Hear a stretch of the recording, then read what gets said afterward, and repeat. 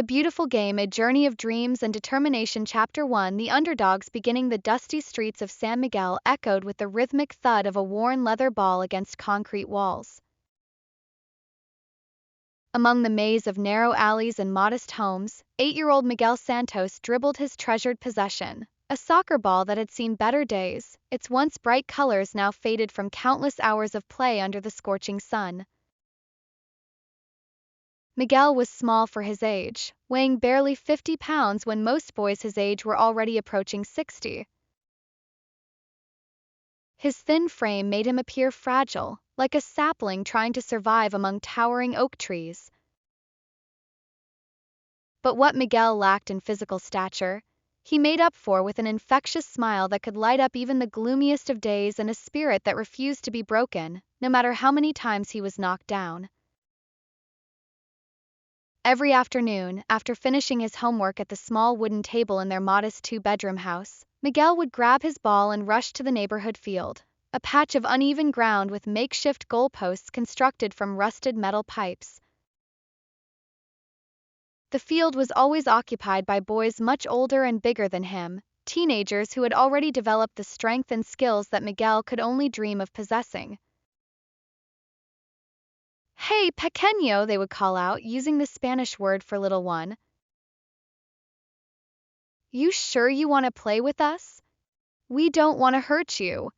Despite their teasing, Miguel's smile never wavered. "I can keep up," he would respond with unwavering confidence, even though deep down he knew he was outmatched in every possible way. Game after game, Miguel found himself struggling to compete. The older boys would easily outrun him, their longer legs covering ground that took him twice as many steps to traverse. When he tried to tackle the ball, they would simply shield it with their bodies, their superior strength making his efforts seem almost comical. Headers were completely out of the question. The ball would sail over his head while the taller players competed for aerial dominance. Each evening, Miguel would return home with grass stains on his clothes, scrapes on his knees, and a heavy heart.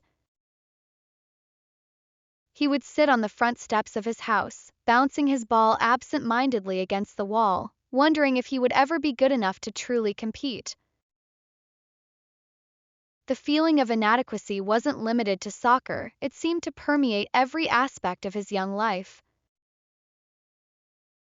In school, he struggled to reach high shelves, was always picked last for any sport, and felt invisible among his more physically developed classmates. Chapter 2. The Spark of Hope. Miguel's older brother Carlos was everything Miguel aspired to be.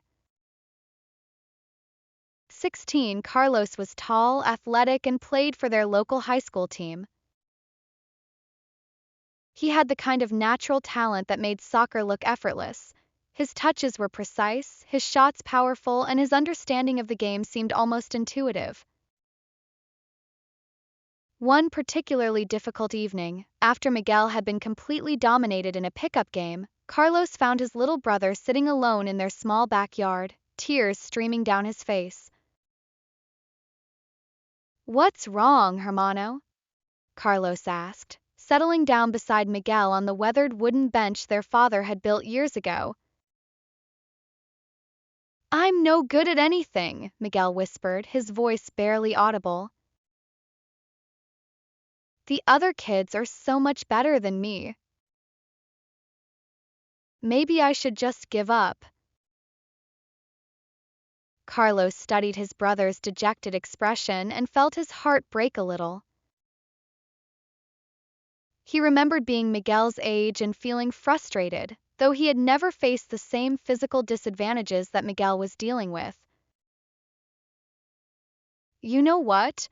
Carlos said, standing up and extending his hand to Miguel. "Come with me. I want to show you something." Carlos led Miguel to their small living room, where an old television sat on a wooden stand. He inserted a DVD into the player, a compilation of professional soccer matches he had been collecting for years. Watch this, Carlos said, pointing to the screen as a player appeared. This is Lionel Messi when he was playing for Barcelona. Do you know how tall he is? Miguel shook his head, wiping his eyes with the back of his hand.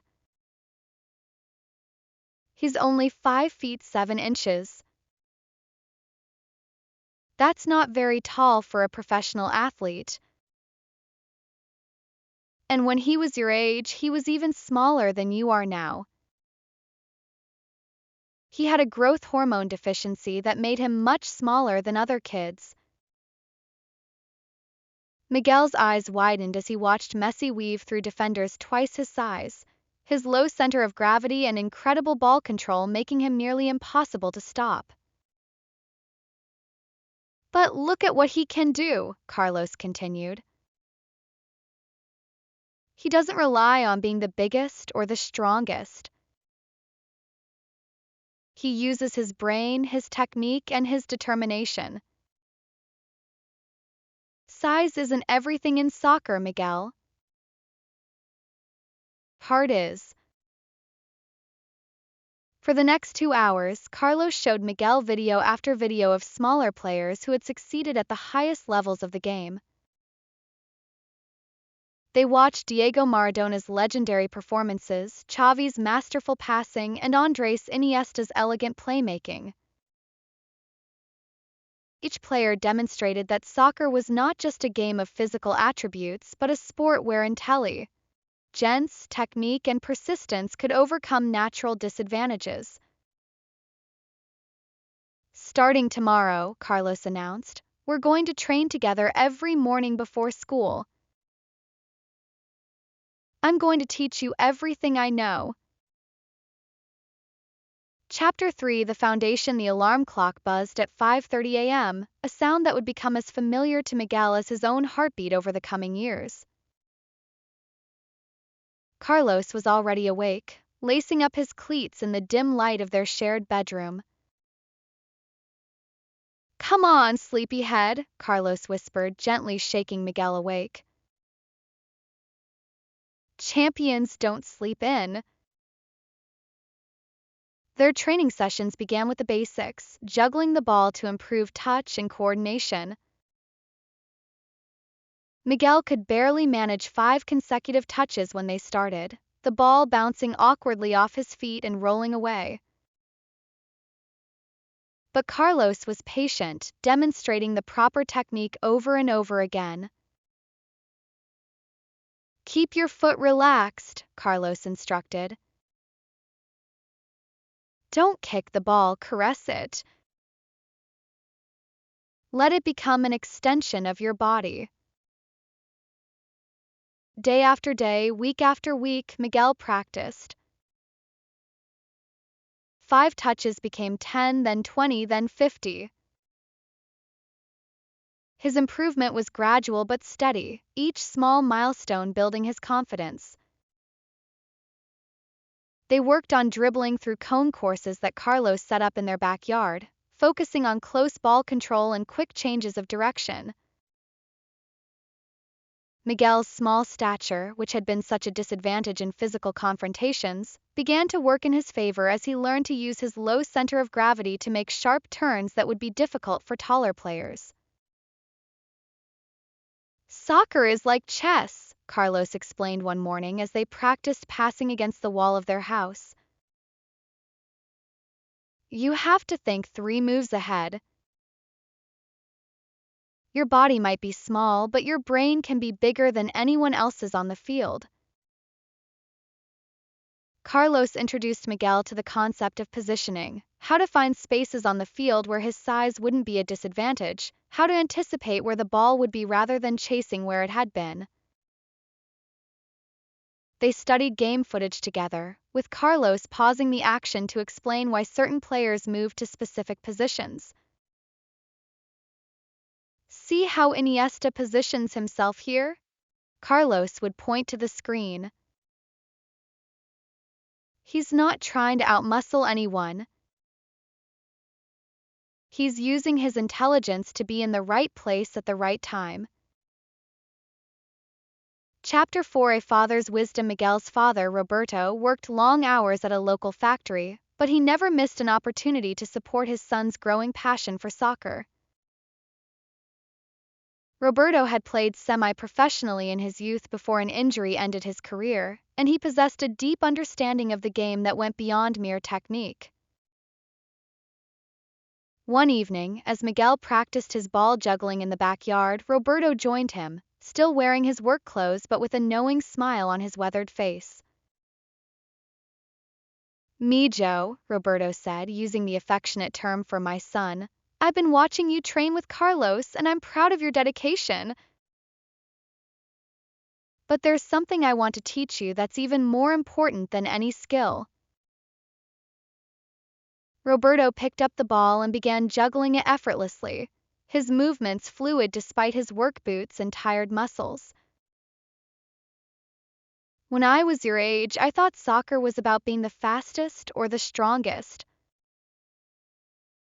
Took me years to learn that soccer is really about understanding your teammates, your opponents, and most importantly, understanding yourself."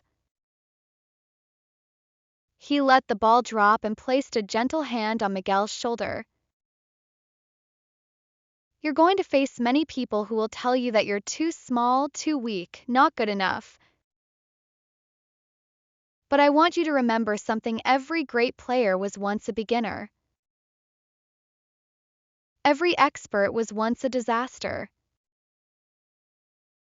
The only difference between those who succeed and those who don't is that the successful ones never stop trying." Roberto began sharing stories from his own playing days, tales of matches won and lost, of teammates who had natural talent but lacked dedication, and of others who achieved greatness through sheer determination. These evening conversations became a cherished ritual, with Roberto passing down not just technical knowledge but life lessons disguised as soccer wisdom. "The most important muscle in soccer," Roberto would often say, tapping his temple, "is the one between your ears. And the second most important," he would add, placing his hand over his heart, "is this one. Train both of them every day." Roberto taught Miguel about nutrition, explaining how proper eating could help him gain healthy weight and build strength despite his naturally small frame. He researched growth and development, consulted with a local doctor, and created a meal plan that would maximize Miguel's physical potential. "Your body is your tool," Roberto explained as he prepared a protein-rich breakfast for Miguel. "A carpenter takes care of his hammer, a painter takes care of his brushes. You must take care of your body if you want it to perform when you need it most." Chapter 5: The First Test. After 6 months of intensive training with Carlos and guidance from Roberto, Miguel felt ready to test his improved skills. The neighborhood pickup games that had once been sources of frustration and now seemed like opportunities to prove himself. The older boys noticed the change immediately. Miguel's first touch was cleaner, his passes more accurate, and his decision-making noticeably improved. While he still couldn't match their physical strength, he was beginning to compete through intelligence and technique. "Pequeño's been practicing," one of the teenagers remarked with grudging respect after Miguel completed a series of quick passes that led to a goal. But Miguel's real test came when word spread about tryouts for the local youth academy team. The San Miguel Football Club was holding open tryouts for their under-12 team, and Miguel knew this was his chance to play organized soccer for the first time. The night before tryouts, Miguel could barely sleep. He lay in bed visualizing the drills he might face, the passes he would make, the impression he hoped to create. Carlos sat on the edge of his bed, offering final words of encouragement. "Remember everything we've practiced," Carlos said. Don't try to be someone you're not. Play your game, the smart game, the technical game. Show them that soccer is played with the brain and the heart, not just the body. Roberto appeared in the doorway, holding a new pair of cleats, a surprise gift that the family could barely afford but that Roberto insisted was necessary. "These are special boots, Mijo," Roberto said with a wink. "They're magic boots. But the magic only works if you believe in yourself." Miguel hugged both his father and brother, feeling overwhelmed by their support and love. Whatever happened at the tryouts, he knew he wouldn't be facing it alone. Chapter 6: The tryout. The San Miguel Football Club's training facility was more impressive than anything Miguel had ever seen. Real grass fields with proper markings, professional goalposts, and even small bleachers for spectators. As Miguel walked through the gates with Roberto and Carlos, he felt both excited and intimidated. Nearly 100 boys had shown up for the tryouts, and Miguel immediately noticed that he was among the smallest. Some of the other candidates looked like they could already play for high school teams, their muscular builds and confident demeanors making Miguel feel like he was back to being the little kid trying to compete with teenagers. The head coach, a former professional player named Coach Martinez, gathered all the candidates at midfield. He was an imposing figure with graying hair and intense eyes that seemed to evaluate each player with a single glance. "Gentlemen," Coach Martinez announced, his voice carrying across the field, "we have spots for only 18 players on this team. We'll be evaluating not just your technical skills but your attitude, your coachability, and your understanding of the game. Soccer is not just about individual talent, it's about how you contribute to a team."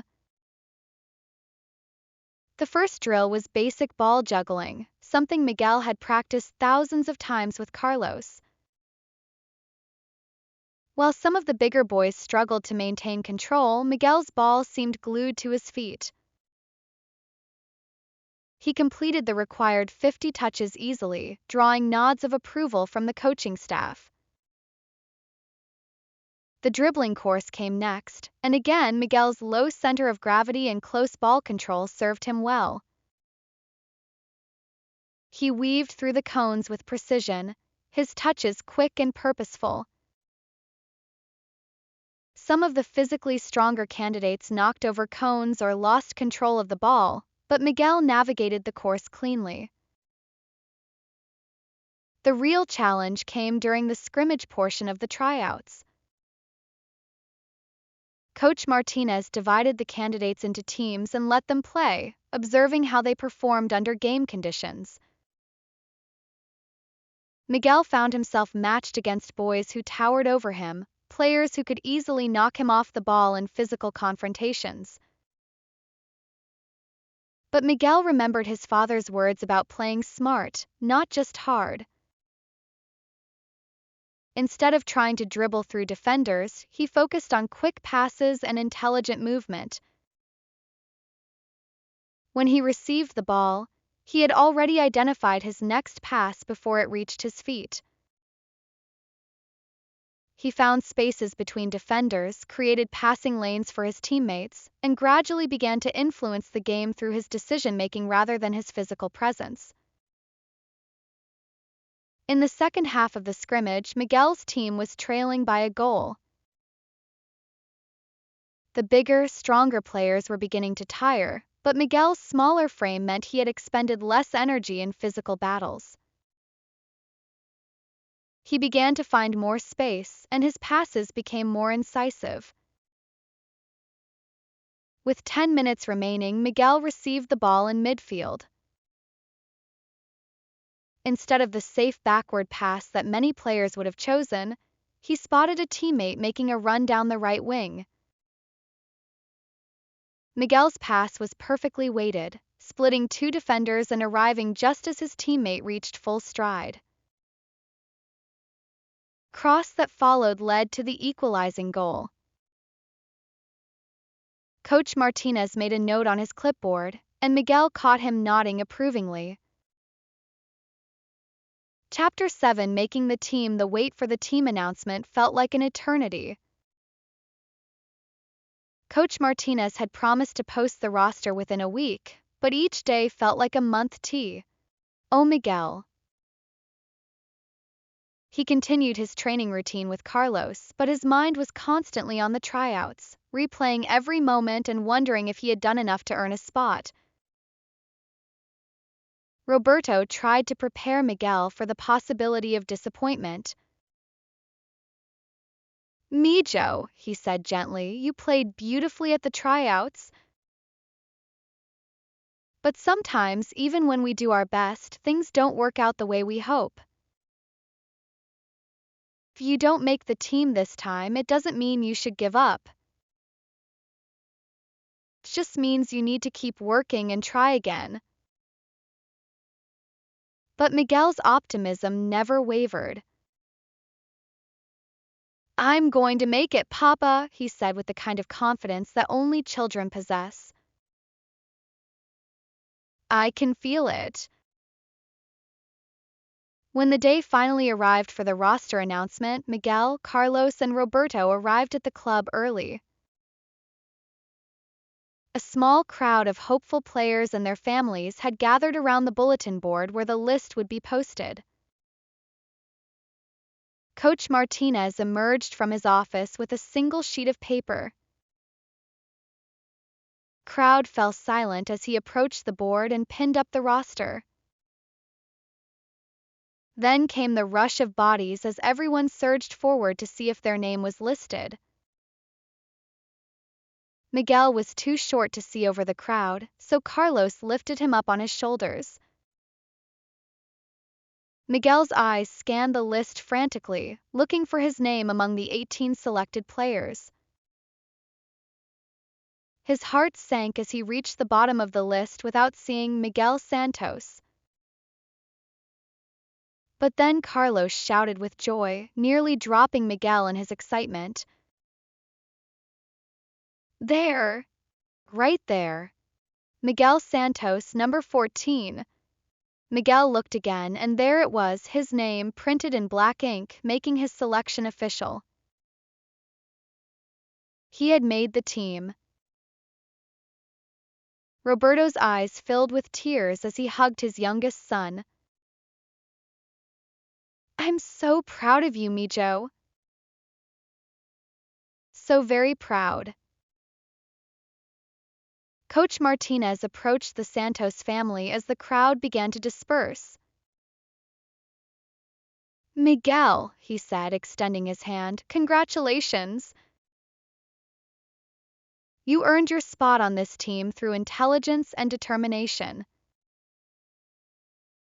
You may be small, but you play big.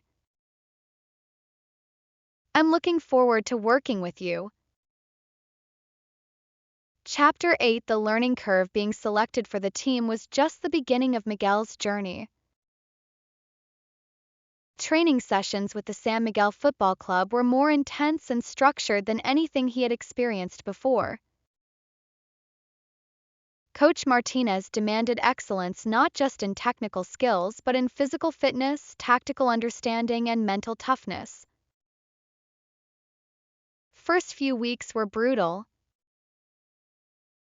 Miguel's teammates were all skilled players who had been playing organized soccer for years. Pace of training was relentless, with 2-hour sessions that left Miguel exhausted and sore. His small frame struggled with some of the physical demands, particularly the strength and conditioning work. But Miguel's attitude never wavered. When other players complained about difficult drills, Miguel smiled and asked for extra repetitions. When teammates struggled with tactical concepts, Miguel stayed after practice to help them understand. His positive demeanor and work ethic gradually earned him respect from both his coaches and teammates. Coach Martinez began to take special interest in Miguel's development. He saw something in the small boy that reminded him of his own playing days, an intelligence and passion for the game that couldn't be taught. "Miguel," Coach Martinez said after one particularly intense training session, "I want you to start thinking about playing as a central midfielder. Your size might be a disadvantage in some positions, but in the middle of the field, your vision and passing ability can be your greatest strengths." Miguel embraced his new role eagerly. He studied professional midfielders obsessively, watching how they positioned themselves, how they received the ball under pressure, and how they distributed it to create attacking opportunities for their teammates. Carlos helped him analyze game footage, and Roberto provided constant encouragement and tactical insights. The physical challenges remained significant. Miguel was still the smallest player on the team, and he struggled in aerial duels and physical confrontations. But he was gradually getting stronger, his dedicated nutrition plan and training regimen slowly adding muscle to his frame. More importantly, Miguel was developing an almost supernatural understanding of the game. He could anticipate plays before they developed, positioning himself to intercept passes or create space for his teammates.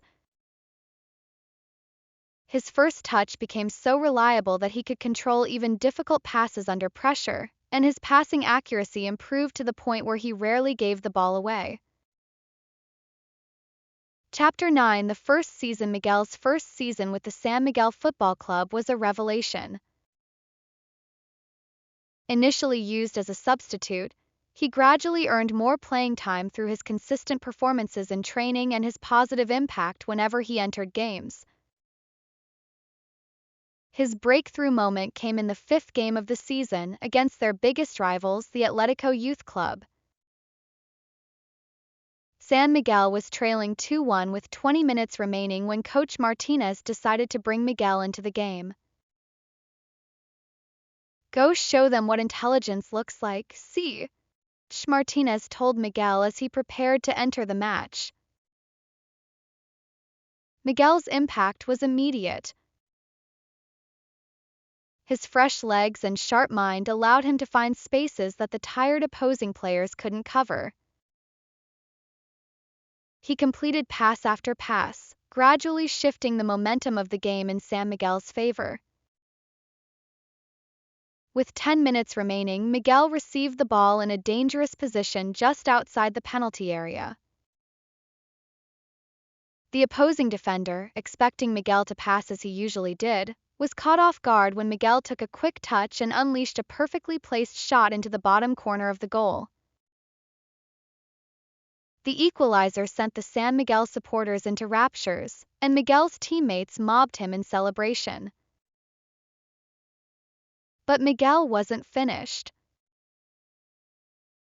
In the final minute of the game, he intercepted a lazy pass from an Atletico defender and immediately spotted his teammate making a run into the penalty area. Miguel's through ball was perfectly timed, and the resulting goal gave San Miguel a dramatic 3-2 victory. After the game, Coach Martinez pulled Miguel aside. "That," he said with a broad smile, "is why you're on this team. You don't just play soccer, you understand soccer. From now on, you're in my starting 11. Miguel's role as a starter transformed both his confidence and his development. Playing full games allowed him to develop his stamina and his ability to influence matches over 90 minutes. His passing range expanded, his tactical awareness sharpened, and his leadership qualities began to emerge. By the end of his first season, Miguel had become one of the team's most important players. He led the team in assists, had the highest passing accuracy percentage, and was voted by his teammates as the most improved player of the year. Chapter 10: Growing Stronger. As Miguel entered his second season with San Miguel, his physical development finally began to catch up with his technical and tactical growth. Combination of proper nutrition, dedicated training, and natural maturation had added 15 pounds to his frame and several inches to his height. He was still smaller than most of his opponents, but the gap was no longer as dramatic. Roberto had been promoted to a supervisory position at the factory, and the family's improved financial situation allowed them to invest more in Miguel's development. They hired a personal trainer who specialized in working with young athletes, focusing on building functional strength that would help Miguel compete more effectively in physical duels. Carlos, now playing for a semi-professional team, continued to serve as Miguel's mentor and training partner. Their morning sessions had evolved from basic skill work to sophisticated tactical exercises, with Carlos helping Miguel understand the nuances of professional level play. "You're ready for the next level," Carlos told Miguel one morning after a particularly impressive training session. "There are scouts from the regional academy who have been asking about you. Coach Martinez thinks you should try out." The regional academy was a significant step up from club soccer. It was where the most promising young players in the entire state trained and competed, with many graduates going on to professional careers. For Miguel, it represented both an incredible opportunity and a daunting challenge. Coach Martinez confirmed Carlos's report during a team meeting.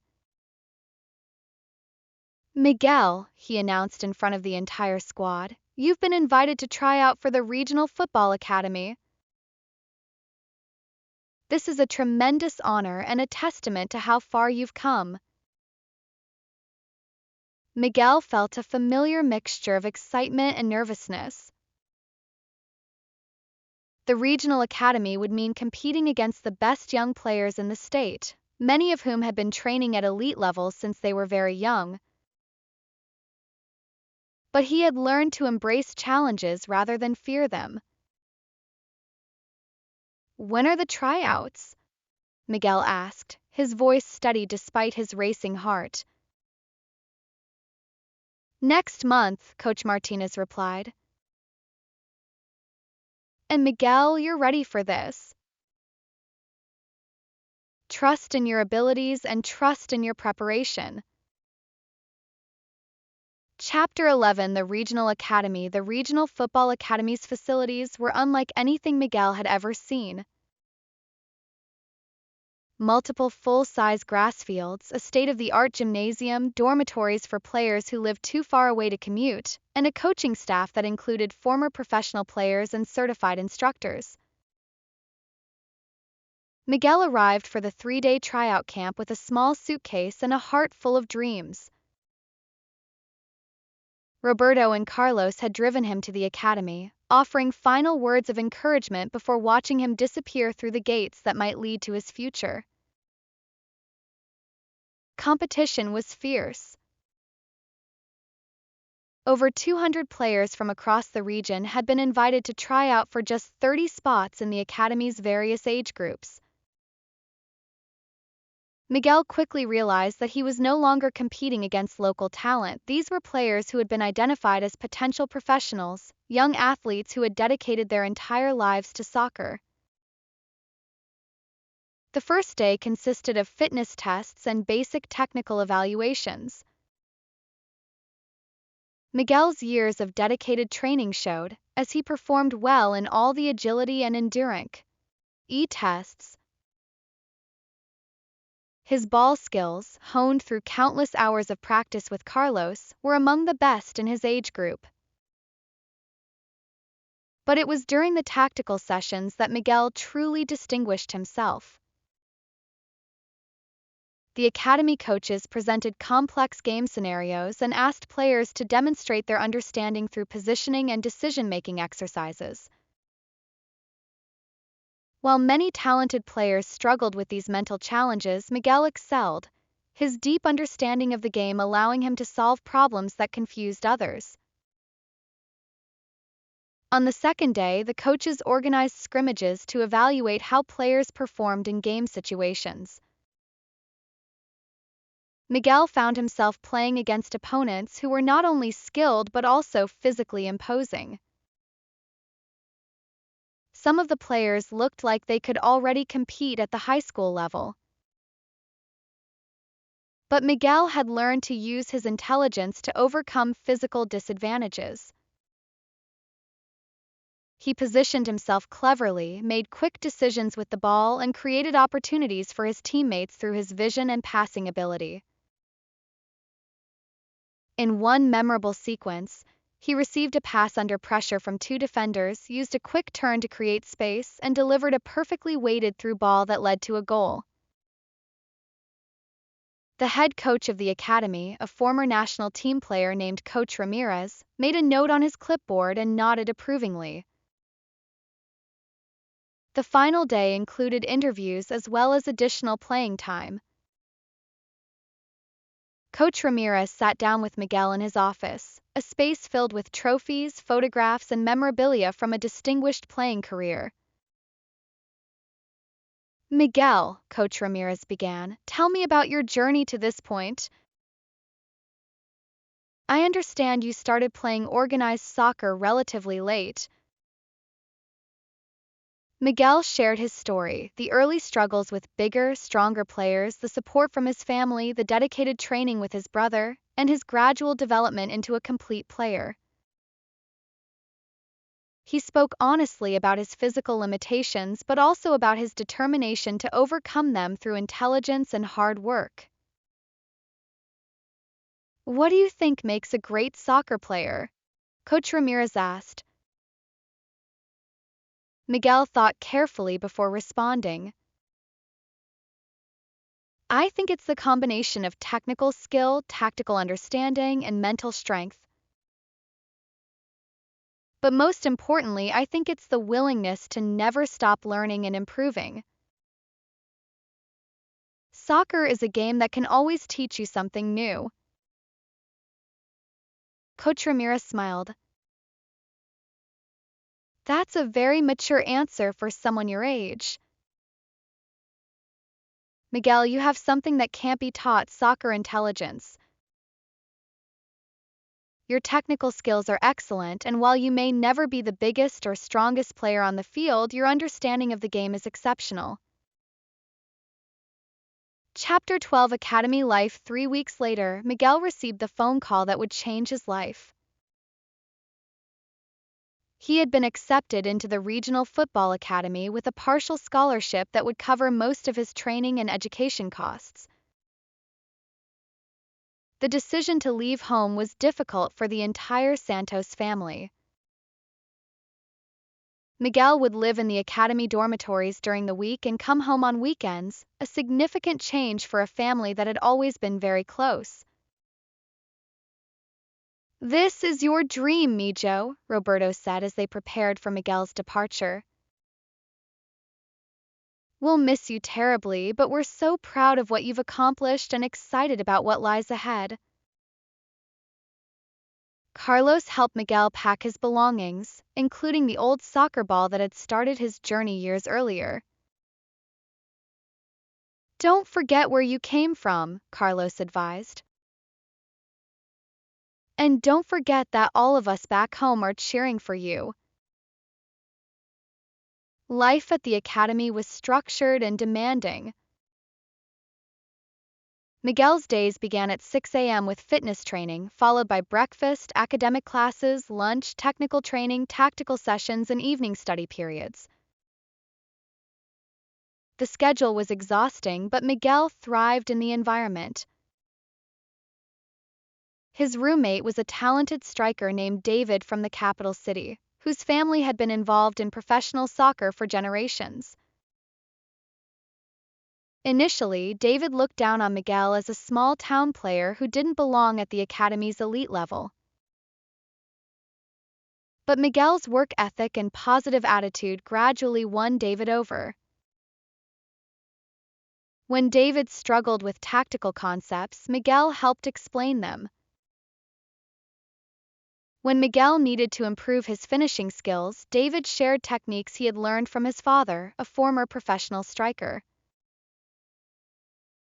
"You know," David said one evening as they studied game footage together, "when you first arrived, I thought you were too small and too nice to succeed here. But I was wrong.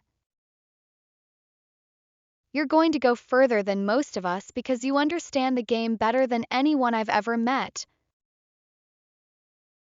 Miguel's development at the academy was rapid and comprehensive. He worked with specialized coaches who helped him improve every aspect of his game. His passing became even more precise, his first touch more reliable, and his tactical awareness more sophisticated. Most importantly, he began to develop leadership qualities. Despite being one of the younger players in his group, Miguel's understanding of the game and his positive attitude made him a natural leader. Team mates looked to him for guidance during matches, and coaches began to rely on him to help implement tactical changes. Chapter 13, Rising Through the Ranks. Miguel's second year at the academy marked a significant breakthrough in his development. He had grown another 3 inches and added 20 pounds of muscle, finally reaching a size where he could compete physically with most of his opponents. Combined with his exceptional technical and tactical abilities, this physical development transformed him into one of the academy's most promising players. The academy competed in a regional league against other elite youth programs, and Miguel had become the undisputed star of his age group.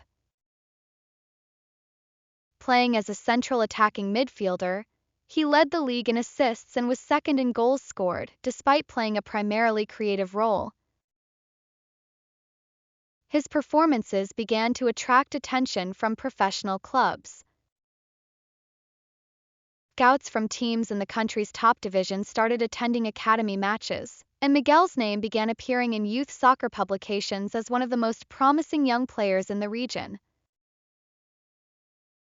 But success didn't change Miguel's fundamental character. He remained humble, hardworking, and dedicated to helping his teammates improve.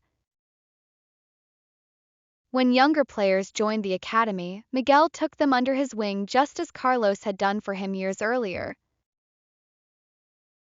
Coach Ramirez called Miguel into his office midway through the season. "Miguel," he said, "I have some exciting news. The national youth team coaches have been watching our games and they want to invite you to a training camp for the under-17 national team." Miguel felt his heart skip a beat. The national team represented the pinnacle of youth soccer in the country, and an invitation to train with them was recognition that he was among the very best players his age. "The camp is next month," Coach Ramirez continued. "It's a tremendous opportunity, but also a significant challenge. You'll be competing against players from the top academies and professional youth teams across the country." That weekend, Miguel shared the news with his family. Roberto's eyes filled with tears of pride, while Carlos whooped with joy and lifted Miguel off his feet in a bear hug. "Do you remember," Roberto said softly, "when you used to come home crying because the older boys were too big and strong for you? Look at you now, invited to train with the national team. This is what happens when you never give up on your dreams." Chapter 14, National Team Dreams. The National Youth Team Training Camp was held at the country's premier soccer facility, a complex that had hosted international matches and trained professional players. As Miguel walked through the gates, he felt the weight of the moment. This was where dreams of professional careers and World Cup appearances were born. 36 players had been invited to the camp, with the goal of selecting a squad of 22 for upcoming international tournaments. Miguel recognized many of the other players from television coverage of youth matches and newspaper articles about promising young talents. The head coach of the national youth team was Coach Mendoza, a former international player who had represented the country in 2 World Cups. His reputation for developing young talent was legendary, and several players he had coached had gone on to successful professional careers in Europe. "Gentlemen," Coach Mendoza addressed the group on the first day, "you are here because you represent the best young soccer talent in our country. But being here is not an achievement, it's an opportunity. What you do with this opportunity will determine your future in this sport." The training sessions were more intense than anything Miguel had experienced, even at the regional academy. Pace was faster, the tactical concepts more complex, and the physical demands greater. But Miguel felt comfortable in this environment, his years of dedicated preparation having equipped him for exactly this type of challenge. During the scrimmages, Miguel's intelligence and creativity shone through. He formed an immediate understanding with the other attacking players, his passes consistently finding teammates in dangerous positions. His ability to read the game and make split-second decisions impressed the coaching staff. On the 3rd day of camp, Coach Mendoza pulled Miguel aside after a particularly impressive training session. "Miguel," he said, "I've been watching you closely and I'm very impressed with your development. You have the kind of soccer brain that can't be taught, it's a gift. Combined with your technical ability and work ethic, it makes you a very special player." Miguel felt a surge of pride but tried to remain humble. "Thank you, Coach. I've been very fortunate to have great teachers and supporters throughout my journey." "Tell me about your background," Coach Mendoza requested. "I understand you didn't start playing organized soccer until relatively late." Miguel shared his story once again, from the early days of struggling against older, bigger players to his development at the regional academy. Coach Mendoza listened intently, nodding. At various points in the narrative, "Your story is remarkable," Coach Mendoza said when Miguel finished. "It shows that talent alone is not enough. Dedication, intelligence, and perseverance are equally important. These qualities will serve you well as you continue to develop." Chapter 15, Making History. The final day of the national team camp arrived with an announcement that would determine Miguel's immediate future. Coach Mendoza gathered all the players in the team meeting room to reveal the selected squad for the upcoming South American Youth Championship. Miguel sat quietly, his hands folded in his lap, trying to control his nervousness. Around him, other players fidgeted and whispered, the tension in the room palpable. "Before I announce the squad," Coach Mendoza began, "I want to say that every player here has shown tremendous skill and dedication. Those who are not selected today should not view this as a failure, but as motivation to continue improving." He began reading names alphabetically, and Miguel's heart raced as the list progressed through the alphabet. When Coach Mendoza reached this section, Miguel held his breath. "Miguel Santos," Coach Mendoza announced, and Miguel felt a wave of relief and excitement wash over him. He had made the national youth team. After the announcement, players called their families to share the news. Miguel's phone call home was emotional, with Roberto crying openly and Carlos shouting with joy in the background. "Mijo," Roberto said through his tears, "you've made our entire family so proud. But more than that, you've shown that with enough determination and hard work, any dream is possible." The South American Youth Championship would be Miguel's first international tournament, a competition featuring the best young players from across the continent. It was also a showcase event, with professional scouts from around the world attending to identify potential signings. Miguel's role with the national team was similar to what he had played at the academy, a creative midfielder responsible for linking defense and attack, creating opportunities for his teammates and providing leadership on the field. The tournament began with high expectations for Miguel's team, which was considered one of the favorites to reach the final. Their first match was against Chile, a team known for their physical style and defensive organization. Miguel started the match and immediately began to influence the game with his passing and movement. In the 25th minute, he received the ball in midfield, turned away from two defenders, and delivered a perfectly weighted through ball that led to the opening goal. The match ended in a 2-0 victory, with Miguel being named man of the match by the tournament organizers. After the game, several professional scouts approached the team's management asking for information about the young midfielder who had controlled the match. Chapter 16 Professional interest. Miguel's performances in the South American Youth Championship had attracted serious attention from professional clubs. His team reached the final of the tournament, with Miguel playing a crucial role in every match. His combination of technical skill, tactical intelligence, and leadership had marked him as one of the most promising young players in South America. During the tournament, representatives from several European clubs had approached the national team management expressing interest in Miguel.